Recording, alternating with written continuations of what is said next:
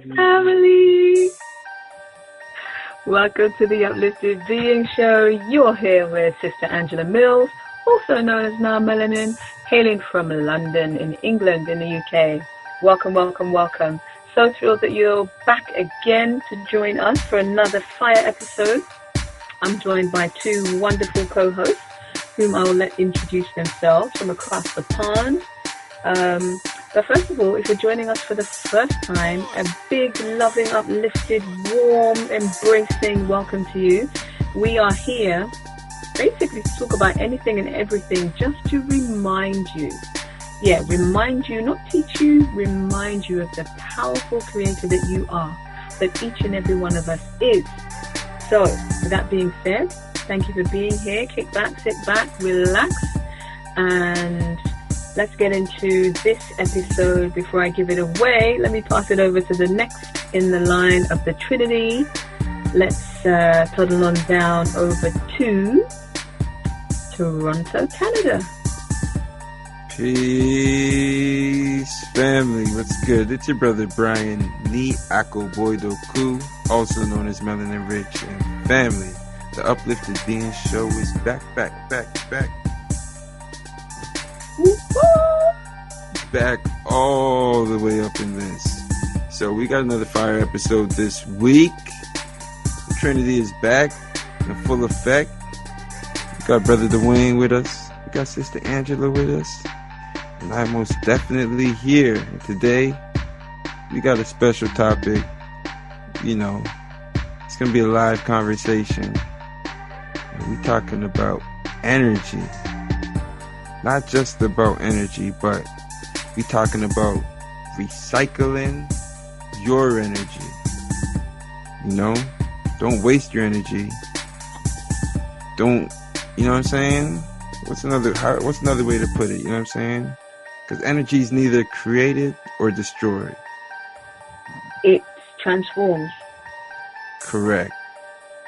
So, we're talking about recycling your energy, and we're about to go a lot deeper into that. So y'all get your pens, your pads, your papers, if y'all still keep those archaic tools. Your iPad or your OneNote or whatever it is these days that people use. Right. And we gonna pass this thing off across the border. But sometimes things get out of order. And you know, we ain't passing it down to the sticks. We passing it to the brick. Peace and blessings, family. It's your brother Dwayne from the Divine Mother, back in with the Uplifted Being Show, baby. Yeah. And we want to give thanks to the Divine Mama Earth, baby. Facts. She is fine. Them hills and the mountains and them curves and that precipitation, baby. Yeah. But family, make sure you go to upliftedbeing.com as we talk about recycling of energy. Ooh. How we gonna do that, family? How we gonna dive all up in that? Like Dave so beautifully put it, man. We talk about recycling of energy. Yes. Sorry, my brother. I mean, down to the green. I was just going to jump in there and say, you know, looking at recycling generally, what do we do when we recycle? You take something, you use it, and you go and put it into some receptacle, some magic place where they go and break the thing down and then use it for something else. Not necessarily the same thing, but use it to create something else. Hopefully they clean it. I would hope so. I would hope so. I don't think they do. Let's not go there. Oh, man. Depends what you're talking about, right? That's just horrible. But when we're talking about energy, the thing that comes to mind is when we talk about transforming our energy, specifically when we're talking about when we are experiencing those low vibrational emotions like fear or anger or anxiety or frustration, depression, these heavy, heavy emotions. And I would say, and I'm sure the Kings would agree with me, it's like it's perfectly okay to feel those things. They're there for a reason. You need to feel them. Mm-hmm. What we try and get away from is doing any damage while we're in those spaces, Right. But when you're done feeling with them or done feeling them, it's like you want to flip them. You can't necessarily get rid of them, but you want to take them from being low vibrational and put yourself in a high vibrational space. So you're angry and you want to feel peace, maybe. You're feeling depressed. You want to feel joy, So it's about taking that emotion and transforming it into a higher vibration. And I don't believe there's just only one way that you can do that. I would simply say for me, sometimes it's just about me observing that I'm feeling rubbish, whatever I'm feeling angry, or I'm feeling scared or frustrated. If I want to sit with it for a little while, or if I want to go for a walk or sing or scream something, and then it's out my system, and then it's like, okay, right, what would I love? Like right now, what would I love? Because I'm done being in this place. What would I love to do? It's like, oh, maybe I want to speak to somebody, or maybe I just want to go and sit by a lake, or maybe I want to sing again, or any number of things that just is like my happy place that helps me remember that it's good. So I've been angry. The anger doesn't need to consume my whole body, so I just flip that into something higher.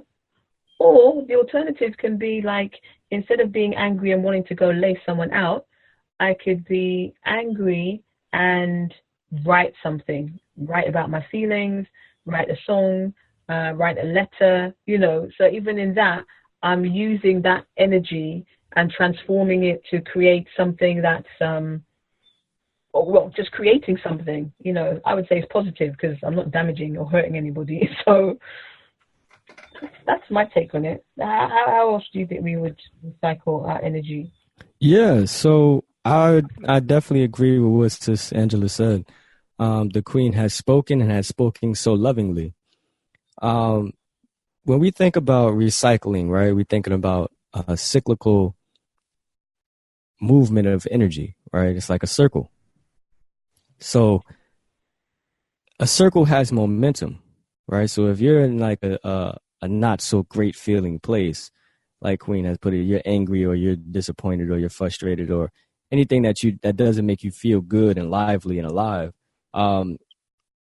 you have a choice. You can continue with the circle, with the cyclical of emotion, with the momentum, right? Or if you can picture a circle and on a downwards point, when it reaches at any point, you can pivot to where you can change your emotions. Like she said, there was a perfect example where, okay, let's just say you're experiencing something that you don't want, right?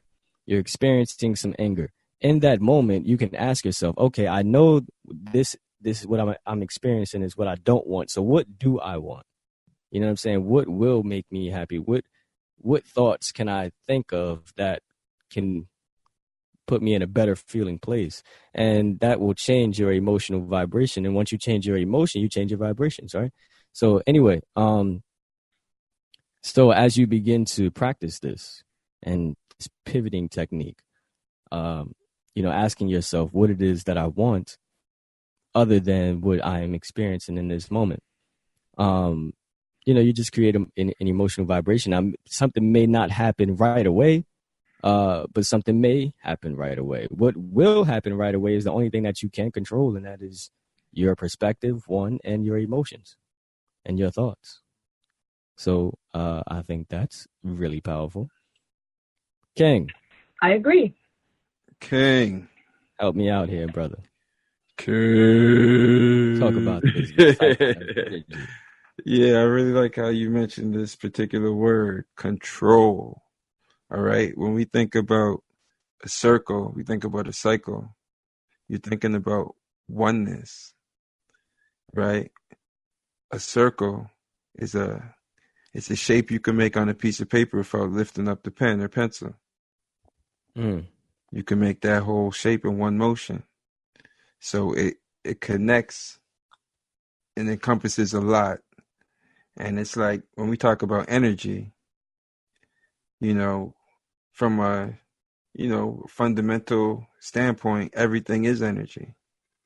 All things are energy. Everything that's vibrating. Like we say, at a core level, everything is vibrating. Everything is vibrating because everything is energy. So everything being energy and everything being one, it's like we're part of that oneness and we're part of that all-encompassing energy, but we only have so much within our control. So what are we doing with what we are controlling? What do we have control over? That's a good question, King. I mean, sometimes we don't even have control of our own emotions. Sometimes we don't even have control of our own appetite. Sometimes we have no control of our own minds, our own bodies.